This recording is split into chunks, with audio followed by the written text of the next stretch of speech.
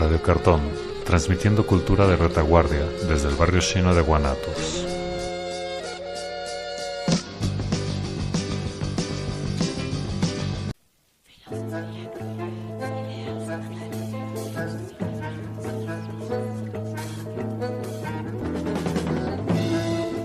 Laberinto del pensamiento. Un espacio para navegar. Morada de la filosofía donde ideas, opiniones y perspectivas se encuentran.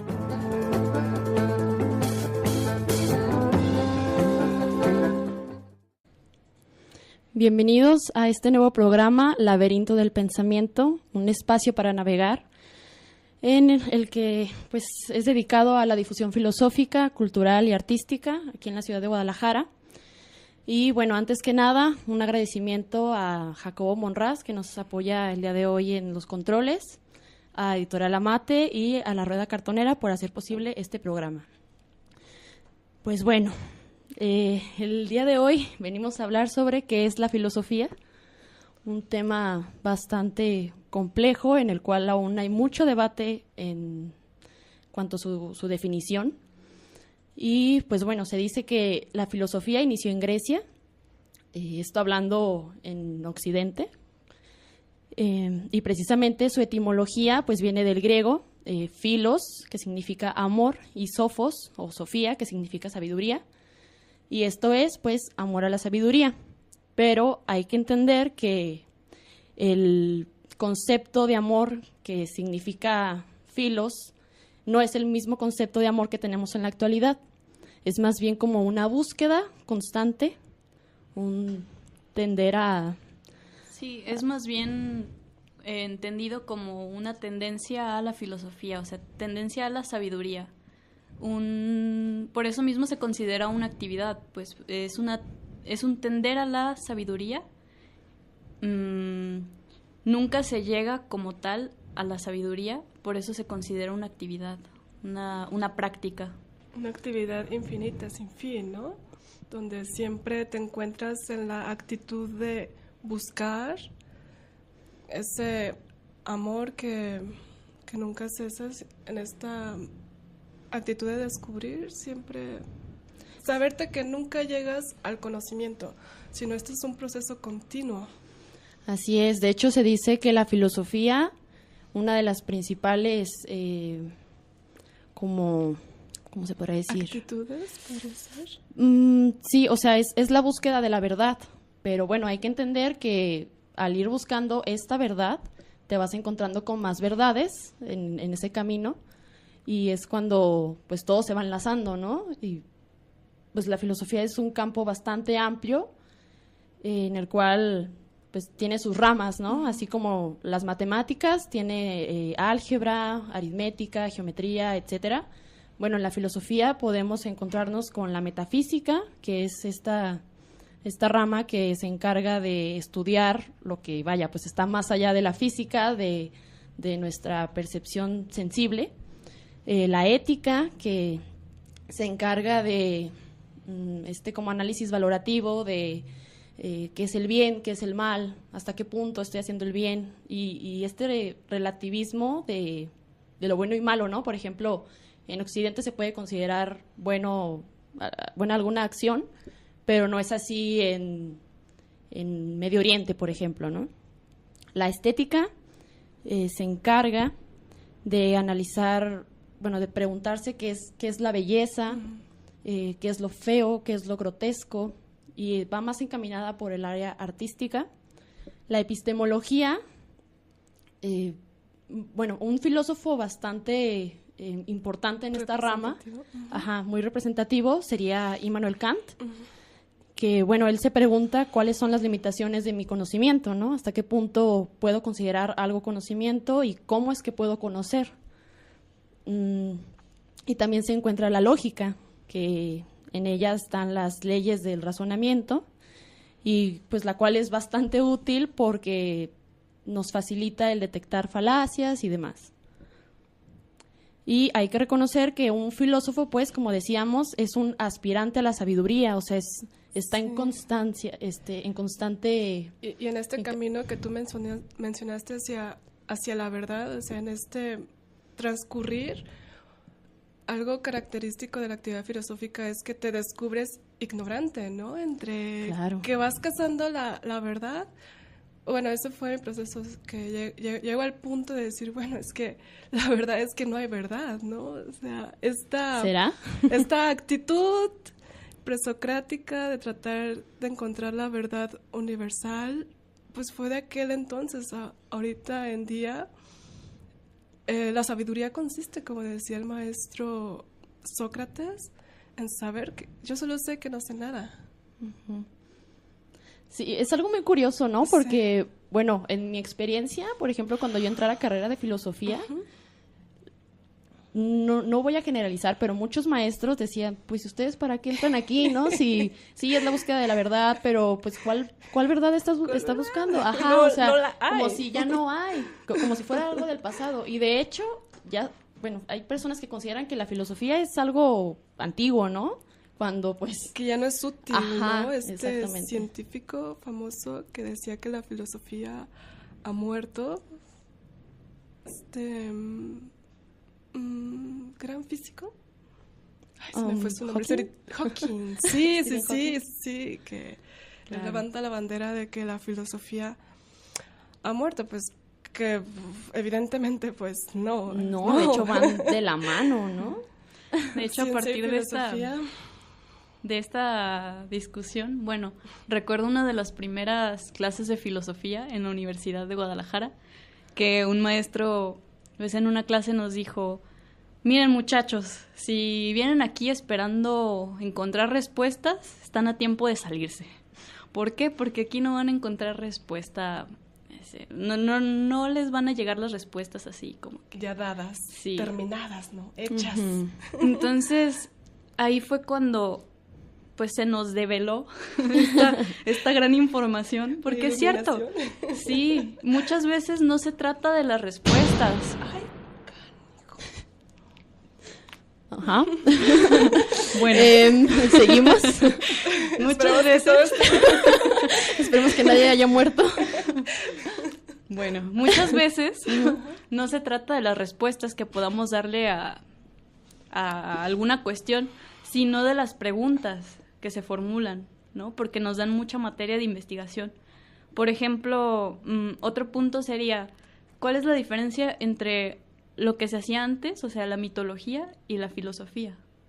¿En qué radica ese cambio? No sé. Eso me recuerda Sí, un de punto muy hecho- interesante que mencionaste antes de empezar el programa. Sí, de hecho, pues en la Grecia antigua, para entender mejor su realidad, pues las cuestiones que se hacían los humanos eran respondidas mediante mitos, pero pues obviamente no todos quedaban satisfechos con ellas. Como el origen del universo, ¿no? Exactamente. ¿Cuál es el origen? Ajá, del o sea, que universo? ¿por qué llueve? Ah, pues por el dios de la lluvia. Ay, ¿por qué? Me enfermo, ¿no? Ajá, Ah, pues porque porque el te mundo portaste mal.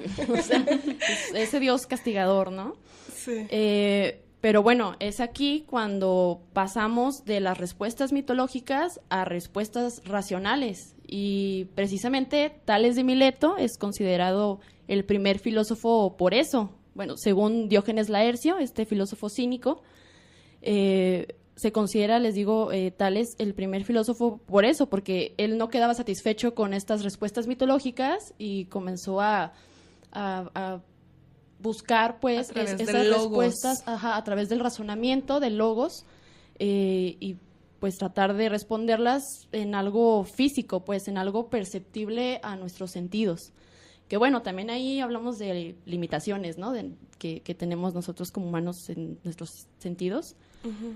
Pero, o sea, como les digo, esta parte de los mitos hacia el logos, pues es por esta constancia de estar buscando, pues ya no sé si decir si una verdad o algo, pero estar buscando respuestas, pues el estar insatisfecho con lo establecido. Y eso lo seguimos viendo en la actualidad. O sea, no se diga ya tantas corrientes que están saliendo últimamente, ¿no?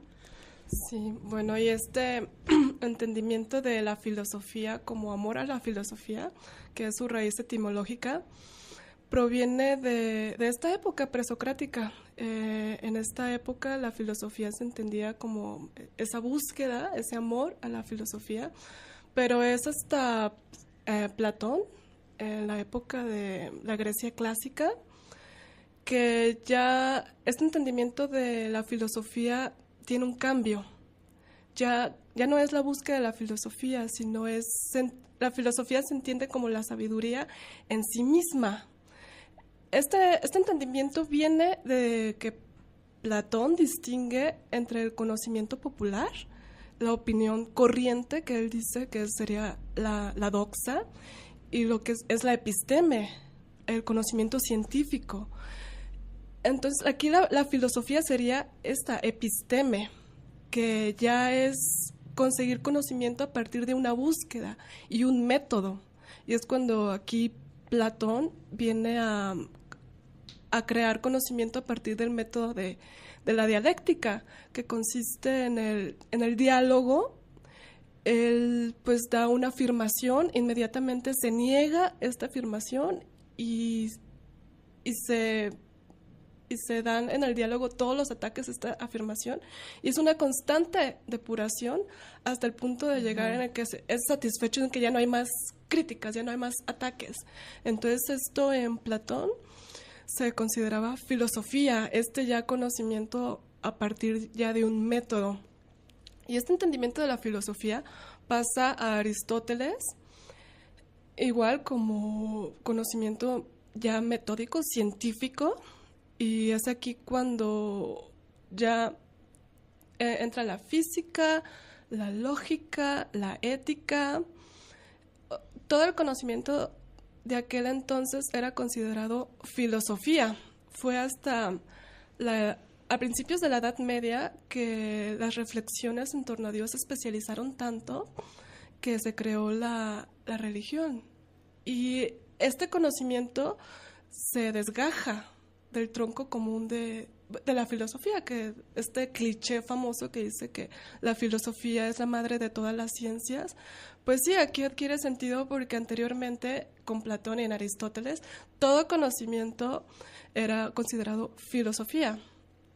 Entonces aquí cuando ya la filosofía se empieza a desgajar, así dura hasta el siglo XVII, es que ya todas las disciplinas de la biología empieza a haber más desgajes y especializaciones en el estudio del conocimiento, y es cuando estas ciencias empiezan a apartar del tronco común que es la filosofía, hasta que actualmente solo nos queda, ¿qué sería, Cintia? Pues lo representativo en el estudio de la filosofía, pues como dijiste, la ontología, la epistemología, la ética, la lógica, estética, metafísica, etcétera. Pues bueno, vamos a un corte musical y quédense con nosotros. Recuerden que pueden escucharnos a través de www.radiocartón.com.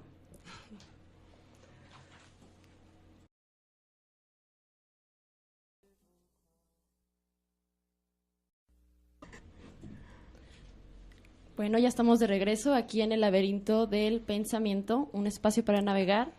Oigan, estábamos platicando aquí las tres y nos dimos cuenta de que no nos presentamos. Qué falta de educación es esa, ¿verdad? Bueno, quien les habla ahorita es Cintia Santana. Bueno, soy Yasmín Vargas, su servidora. Y soy Abril Benítez. Y pues bueno, hoy estamos hablando sobre qué es la filosofía. Y precisamente estábamos hablando antes del corte musical, de los métodos filosóficos. Que bueno, uno pues bastante importante es el método socrático, que es la mayéutica. ¿Qué es la mayéutica? Bueno, es una dinámica entre dos o varios interlocutores en las que uno cuestionaba y los demás intentaban responder. Por ejemplo, lo que hacía Sócrates, pues literal era ir por las calles de Atenas, y si se encontraba algún político, pues se supone que un político debe saber sobre política. Entonces, justicia, ¿no? Exacto, en este caso. O sea, conceptos fundamentales dentro de la política, ¿no? ¿Qué es la justicia? Ajá. Entonces llegaba con ellos y los cuestionaba, pero el objetivo de esto era, pues, hacer a su interlocutor que se diera cuenta que en realidad no sabe, o sea, que es ignorante, ¿no? O sea, hacerlo caer en falacias o en contradicciones y que reconociera que, pues, o sea, el concepto no es bueno, la definición de ese concepto que se tiene no es como la definitiva, ¿no? O que hay que complementar, como para complementar, o sea, el punto era como esto que llaman parir el conocimiento, ¿no? Depurarlo, ¿no? A través de las Exacto. preguntas, el autocuestionamiento, y muchas veces se llegaba al punto de darse cuenta que lo que se creía como verdad absoluta, pues no, era al contrario, es todo lo opuesto, ¿no? Es lo que me encantaba de los diálogos de Platón donde sale Sócrates. Claro, y estas conversaciones, pues, estos diálogos, pues, de Sócrates con muchos participantes de Atenas, los podemos ver en los diálogos de Platón, pero si ustedes los han leído, en realidad nunca se llega a una conclusión, o sea, es simplemente como este ejercicio de filosofar, de reflexión, de analizar los conceptos, de profundizar, porque claro, la filosofía no se satisface con respuestas superficiales, ¿no? O sea, es ir a profundidad desde la raíz y cómo es que nosotros como humanos le vamos añadiendo inclusive prejuicios, ¿no? Y demás. Uh-huh. Entonces aquí cabe resaltar el tipo de preguntas que se hace la filosofía. O sea, ¿qué diferencia a una pregunta filosófica de una pregunta que no es filosófica? O sea, eso es muy interesante. Por ejemplo, Isaiah Berlin nos hace una distinción entre los tipos de preguntas. Existen las preguntas empíricas y las preguntas formales. Por ejemplo, si preguntas, por ejemplo, ¿dónde dejé mi taza? Tienes una especie de... ¿Memoria? Forma de rastrear dónde dejaste tu taza. Sí, exacto. Tienes algún indicio de dónde buscarlo, ¿no? Puedes decir, puede estar en la por mesa, dónde ir. puede estar en Claves, mi cuarto, ajá, puede estar sí. en tal lugar. Y eso te limita el campo de búsqueda de la respuesta. En las preguntas formales pasa exactamente lo mismo, es decir, la misma pregunta te da un lugar donde buscar la respuesta. Aunque no sepas la respuesta, sabes que es un espacio limitado en el que puedes encontrar esa respuesta.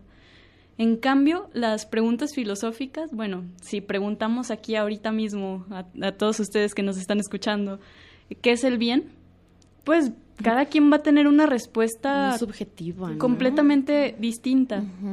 O ¿Qué pasa? ¿Qué es la vida, no? O sea, ¿a dónde me voy para buscar? ¿Qué campo me delimita la búsqueda de mi objeto? ¿Qué es la vida? Es como una pregunta que se cuestiona sobre la totalidad de la realidad. Exacto. O sea, en la pregunta no viene implícito el campo de referencia o dónde podemos buscar esa respuesta, ¿no? Es lo complicado de la actividad filosófica. Por eso en los diálogos de Platón al final nos encontramos con un cóctel de posturas que pueden ser viables, ¿no? Cada una con sus respectivos argumentos de fondo, pero nunca tenemos una respuesta totalmente satisfactoria para las preguntas. De hecho, precisamente porque es el motor de seguir buscando, pues, ¿no? Exactamente. Sí, pues, como decimos, pues el filósofo formula preguntas porque no sabe, o sea, porque reconoce que no sabe. Y quien cree que sabe todo, pues, nunca se va a preguntar por nada. O sea, ni siquiera le interesa el saber en realidad qué significan los conceptos, ¿no? Simplemente, pues, no sé, podríamos llamarlo que está sumergido en la rutina, en la cotidianidad, dejando de lado pues todas estas cuestiones filosóficas que pues más que aportarnos algo para el tener, o sea, dentro de esta sociedad capitalista, pues, ¿no? Uh-huh. Es más bien para ser y para saber, para tener ese equilibrio entre el hacer y el saber. Uh-huh. Sí.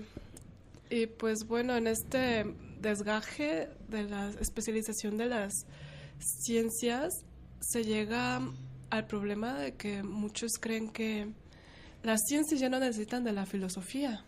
Sí, de hecho se dice que la filosofía ha muerto. No sé, ¿ustedes qué piensan de esto que no. se dice tan atacante de la filosofía? ¿Qué les pasa, Yoshan? Yo pienso que es totalmente lo opuesto, ¿no? Mientras una Sí. ciencia se desarrolla y es productiva, en algún momento va a llegar a un punto en el que se hagan preguntas filosóficas dentro de la ciencia, y es lo que está pasando. Si no, la ciencia quedaría hasta cierto punto estancada.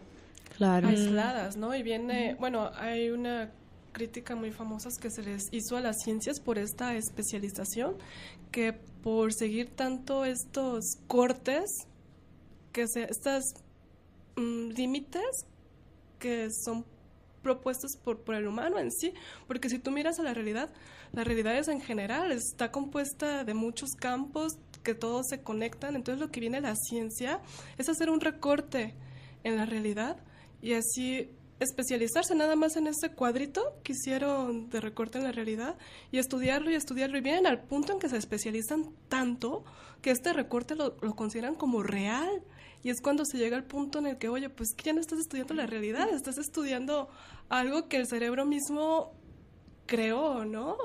Ya Sí, no va... una partecita nada más, ¿no? Que lo quieren convertir en totalidad. Sí. Entonces aquí entra la labor importante de la filosofía, de recordar de que, bueno, al final de cuentas, pues todas las ciencias, como provienen del estudio de la realidad, están interconectadas. Y si tú quieres hablar de un objeto de estudio, por ejemplo, de la biología, pues también habría que hablar del ámbito biológico, social. Habría que abarcar todos estos diferentes niveles de la realidad para hacer unas reflexiones pues más nutridas, íntegras. Y es aquí, por ejemplo, Edgar Morin es el que rescata esto del desgaje de las especializaciones del conocimiento de la filosofía. Es decir, bueno, o sea, todas están conectadas. Sí, definitivamente la ciencia no vino a reemplazar a la filosofía, Sí, ¿no? Como últimamente se ha creído y se ha difundido esa gran falacia. Muchachos, no caigan en eso. No, y aparte si uno se Van de pone la mano. a pensar, por ejemplo, los fundamentos de la psicología, ¿no? En qué se sustenta la disciplina, qué es lo que ellos creen como real, cuáles son sus teorías y todo eso. O sea, como decía Piaget, en la raíz de todas estas teorías están fundamentos. No hay otra cosa que pueda fundamentar un conocimiento más que la actividad filosófica, la reflexión filosófica, es decir, cuáles son los fundamentos de la ciencia. Claro, en última instancia esta división es meramente metodológica. O sea, se divide Claro, para práctica, estudiar. ¿no? Práctica, meramente práctica, pero no se corresponde con lo que realmente existe, la realidad, que está conformada por diferentes niveles Así de es. conocimiento. Pues vamos a la segunda pausa musical. Y recuerden, sintonícenos en www.radiocartón.com. ¿Qué tal? Ya estamos de regreso aquí en el laberinto del pensamiento.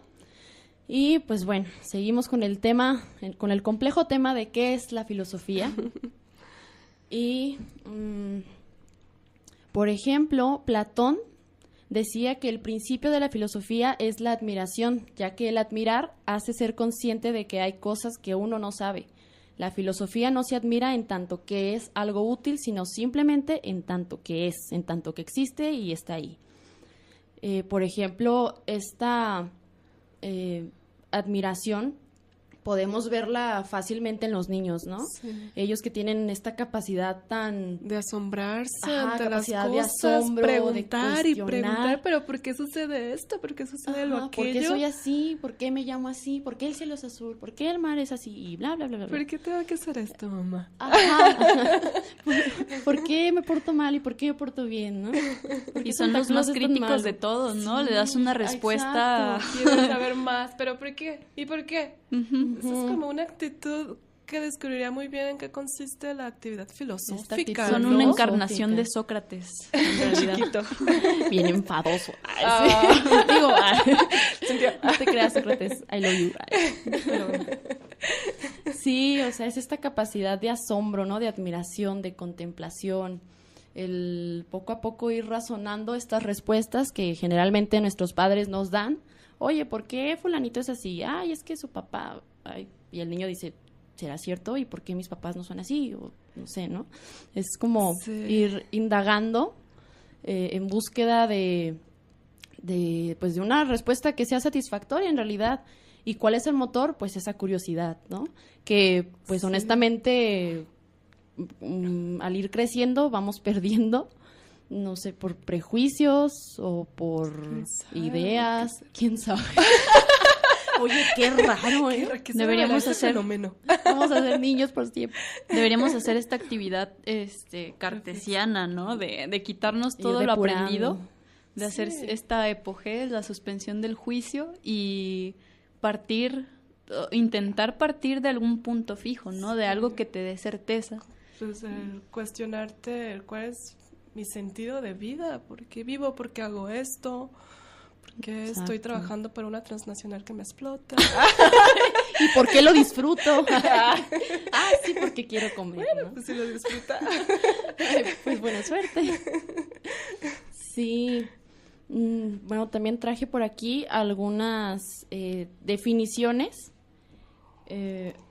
Bueno, una que me llamó mucho la atención es del diccionario de Google, ¿no? O sea, lo que cualquier persona con internet puede encontrar si busca la palabra filosofía en Google, se encuentra con lo siguiente: conjunto de reflexiones sobre la esencia, las propiedades, las causas y los efectos de las cosas naturales, especialmente el hombre y el universo. Ahí como que no me satisface. O sea, dice que es un conjunto de reflexiones. Entonces, si no es un conjunto de reflexiones, no es filosofía. O sea, una sola reflexión no sería filosofía. Conjunto de reflexiones. Necesariamente tendrá que ser como varias. Podría ser que una reflexión te trae a otra reflexión y luego a otra. Y a Pero un surge cadena. de esa primera, ¿no? O De sea, una- a partir de ahí, creo yo, se está haciendo filosofía, ¿no? Sí, sí, sí, claro. Ajá. Ya que al está al un final tanto termina en cuestionable. conjunto. Exacto. Y otra pregunta que me surgió a partir de esta definición es, bueno, dice que la filosofía solo se ocupa de las esencias, propiedades, causas y efectos naturales específicamente. Pero ¿qué hay de lo artificial? O sea, hace rato mencionábamos las ramas principales de la filosofía, que son la metafísica, ética, estética, lógica y epistemología. Filosofía de la religión. Pero, a través de los años, pues se han ido añadiendo más campos, ¿no? Ahorita escuchamos hablar sobre filosofía de la educación, filosofía política, e incluso filosofía de la tecnología, que pues ese creo yo que es el más reciente, ¿no? Entonces ahí no necesariamente parte de estudiar lo natural, sino, bueno, y lo artificial, ¿qué, no? Podría entrar también ahí. Y cómo esas propias creaciones del hombre, como lo es la tecnología, cómo nos afecta, ya sea positiva o negativamente, a la sociedad o como individuos, ¿no? Otra definición, muy pequeñita definición del diccionario de filosofía de Abagnano, porque abarca como, yo creo que escribe, no sé, cuántas cuartillas, como 10 cuartillas sobre la definición de filosofía. Tomé solamente algo importante que dice Platón. Dice, esta definición viene en el Eutidemo en el diálogo de Platón, que se llama Eutidemo, perdón. Dice, de nada serviría el saber convertir las piedras en oro si no sabemos cómo servir del oro.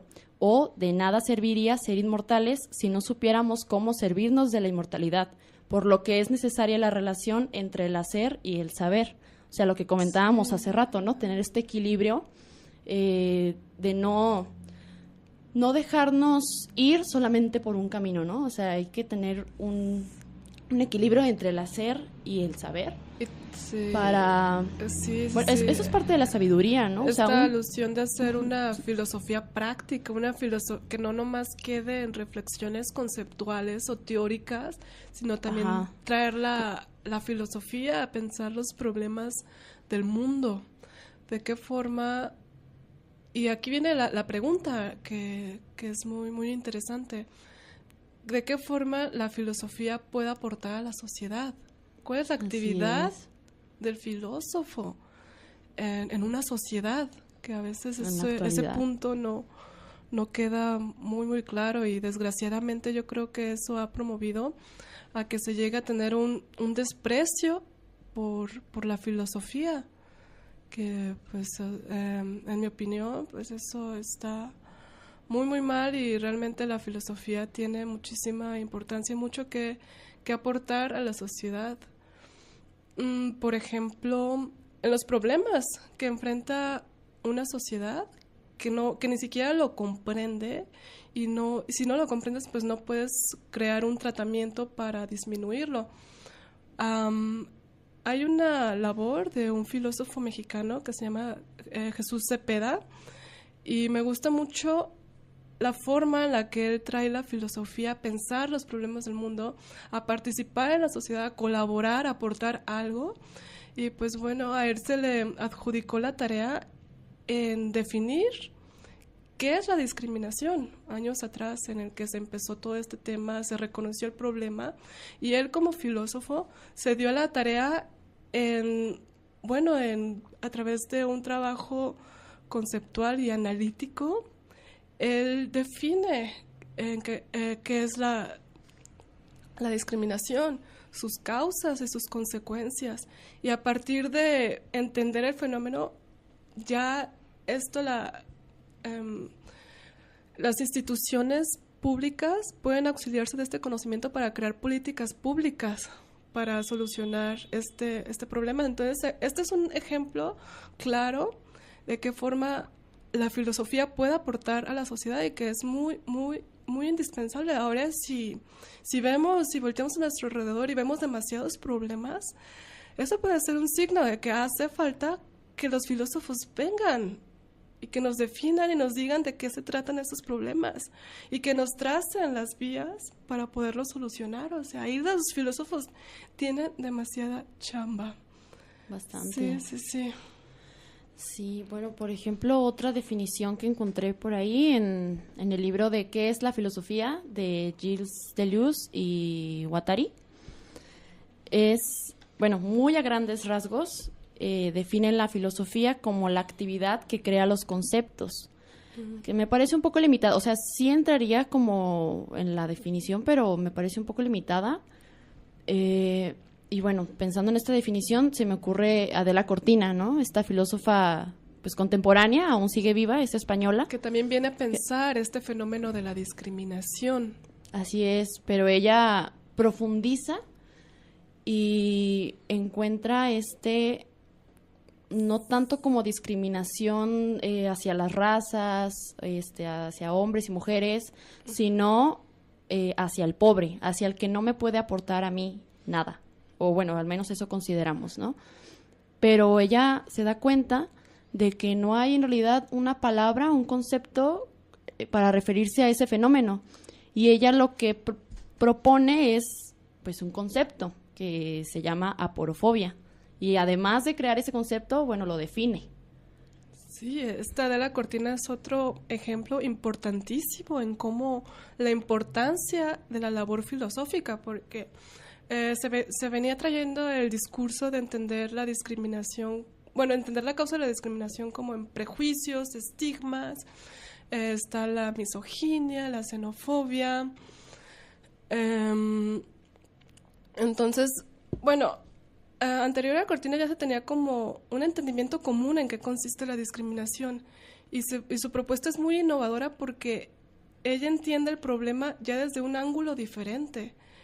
Ella encuentra una raíz del fenómeno de la discriminación que no se había hablado antes. Incluso ella se encuentra con el problema de no poderlo ni siquiera mencionar, porque en nuestro lenguaje no existe la palabra para referir como a esa fuente de donde se desprenden los demás tipos de discriminación. Y ella dice, si ignoramos esta fuente, nos suena absurdo que podamos resolver el problema de la discriminación si no entendemos esta fuente que lo genera. Uh-huh. Y es aquí donde su propuesta es muy innovadora, porque nos ayuda a entender el problema de la discriminación de un ángulo totalmente diferente, que convencionalmente no se había pensado. Ella crea este nuevo concepto de aporofobia, y ayuda y colabora en la comprensión del fenómeno.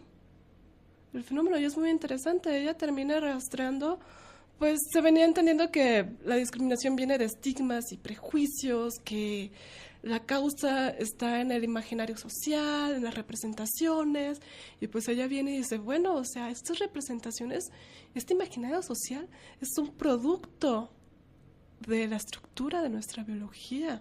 Ella rastrea las causas al funcionamiento del cerebro, cómo nuestro cerebro funciona, y eso se me hace muy interesante mencionar porque es una muestra de cómo puede ser la labor de un filósofo, de una filósofa en la sociedad, como ampliar nuestro entendimiento sobre, pues en este caso fue la discriminación, pero en otros problemas como la desigualdad social también, ¿no? O sea, ¿qué lo ocasiona? Ahí podría entrar los filósofos. Claro, esta conceptualización que aparentemente puede decirse, pues ¿de qué me va a servir definir conceptos, no? Eso pues lo pueden hacer en la biblioteca fácilmente, te pones a pensar algo y lo defines y listo, ya, gracias. Pero no, en realidad es muy interesante porque al definir los conceptos tienes una oportunidad de estudiarlos, o sea, es la puerta principal al estudio, definir el objeto de estudio. Primer paso, ¿no? Sí. ¿Qué vas a estudiar? Definir, delimitar tu objeto de estudio. Claro, es dar un paso atrás, ¿no? Es dar un paso atrás porque nosotras podemos tener en el entendido, ¿no? Podemos hablar de cualquier tema y tal vez entendamos los conceptos de diferente manera por cómo hemos sido educados, por cómo hemos utilizado la palabra. Entonces hay una carga cultural, o sea, el contexto de cada persona influye en las definiciones que tenemos. Entonces, para empezar una discusión, para empezar a hacer filosofía sobre algo, se necesita una buena conceptualización, definir bien el objeto de estudio. Y claro, parecería muy absurdo, un trabajo demasiado sencillo, pero en realidad es, creo yo, la pieza fundamental para que funcione la reflexión filosófica. Claro, es a partir de la definición que podemos ir como complementando, ¿no? Como pues conocer diferentes tipos de visión, por ejemplo, o sea, tú lees a varios filósofos y ninguno se pone de acuerdo, o sea, todos refutan a todos, la filosofía significa esto para Kant, la filosofía significa lo otro para Heidegger y demás, pero pues es precisamente lo enriquecedor, ¿no? Esta pluralidad de visiones y entender la filosofía. Pues vamos a otro corte musical y enseguida volvemos.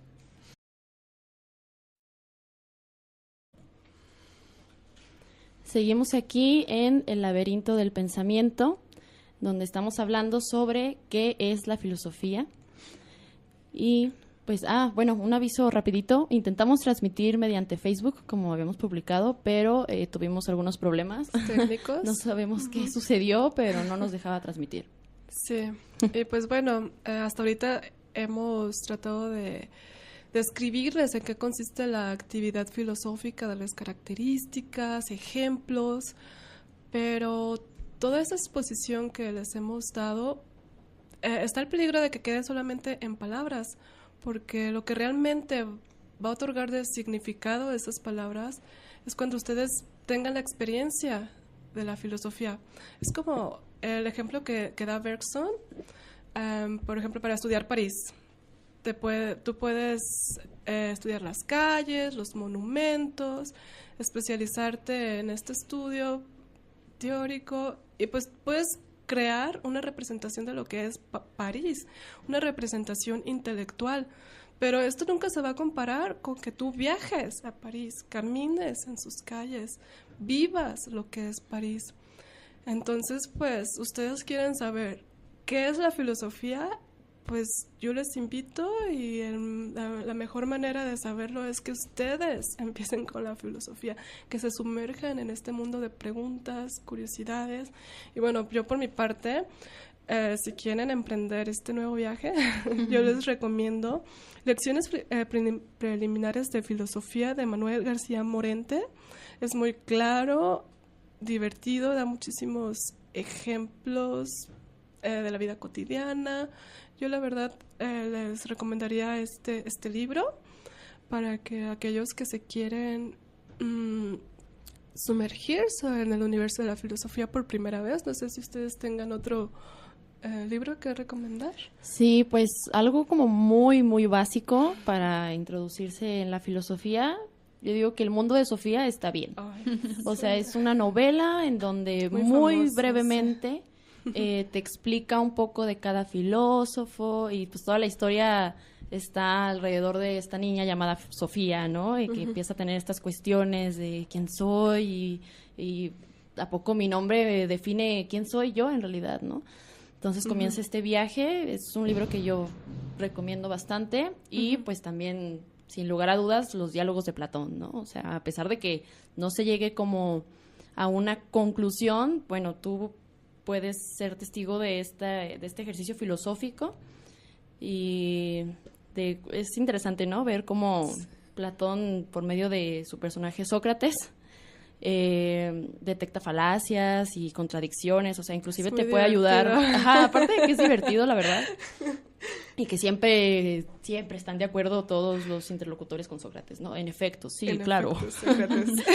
Sí, pero hasta te puede ayudar para adquirir habilidades de razonamiento, ¿no? De lógica, ajá, de reflexión, te presenta varias posturas que a lo mejor, pues sí, a lo mejor tú no estás de acuerdo, pero es lo interesante de estos diálogos, ¿no? Que pueden parecer posturas muy locas, pero bueno, ajá. Y también la tolerancia, además, a opiniones distintas, eso es algo ¿no? muy, muy importante, claro, que yo diría, en la actividad filosófica. No hay que cerrarse, claro, definitivamente. Sí, no, porque si alguien piensa diferente a ti, lo vas a criticar y van a haber groserías. No, o sea, todo sobre argumentaciones formales, ¿no? Claro. Y la tolerancia. Sí, la filosofía es una gran herramienta para el análisis de cualquier tipo de discurso. Entonces, pues sí, los diálogos de Platón son una buena fuente para ir incursionando en este tipo de dinámicas de diálogo, de análisis de ciertas posturas, de cómo se desarrollan los argumentos. Y esto nos puede servir para ir generando un pensamiento crítico. Muchas veces nos encontramos en las redes sociales problemáticas, ¿no?, de la actualidad y vemos posturas de todo tipo. Exacto. Y esto nos puede servir para identificar cuál es un argumento que se debe tomar en cuenta. Porque realmente es un argumento, ¿no? Exacto. Que a veces ni hay argumentos, simplemente opinión tras opinión tras opinión. Y hay personas que no cuentan con las herramientas para darse cuenta de esto y concluir que no es una discusión seria. Claro, puras discusiones de creencias y no de hechos. O sea, que llegan a ser groseras, ¿no? Porque ellos creen que están en la verdad, ya se creen con el derecho de violentar la opinión del otro. Sí, ahí la importancia de la lógica y de la tolerancia, pues, ¿no? Sí, no estás de acuerdo con el otro, pero no lo ofendas, o sea, pues qué ganas con ofender, ¿no? Una cosa muy sonada. Muy sonada en sí. filosofía se ataca al argumento, no a la persona. Exacto. Eso es muy importante. Y también, así como podemos analizar el discurso de los demás, también podemos analizar nuestro propio discurso, que también es muy importante. Los invito a que reflexionen en esto, a que pongan en la mesa todas sus creencias, todo su conjunto de valores, todo esto. Lo que tiene sentido para ustedes. Exacto, y empiecen a cuestionarse, ¿no? Si realmente lo que yo creo tiene sentido, no caigo. ¿Razones? ¿Cuáles son mis razones de pensar así? ¿Por qué pienso así? No caeré yo mismo en este tipo de cosas que yo mismo critico de los otros. O sea, a veces estamos muy apasionados, ¿no?, con lo que nosotros creemos y casados. Totalmente. Entonces es una actividad muy productiva. El ser crítico, autocrítico, es una gran herramienta y pues sí, las recomendaciones que dan aquí mis compañeras pues son muy buenas. Entonces, tómenlas y pues es todo de mi parte. Pues ya estamos llegando al final del programa. Ajá. Muchas gracias a los que nos escucharon, a los que intentaron ver la transmisión fallida de Facebook. Vamos a estar aquí el próximo sábado, igual a la 1 de la tarde, de 1 a 2. Y pues nuevamente gracias a Jacobo Monraz, que estuvo apoyándonos en los controles, a La Rueda Cartonera y a Amate Editorial por hacer posible este programa. Pues nos despedimos. Yo soy Cintia Santana.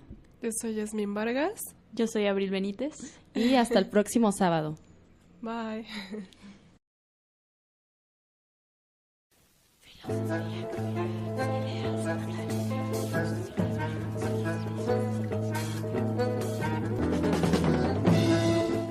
Laberinto del pensamiento. Un espacio para navegar. Morada de la filosofía, donde Ideas, opiniones y perspectivas se encuentran.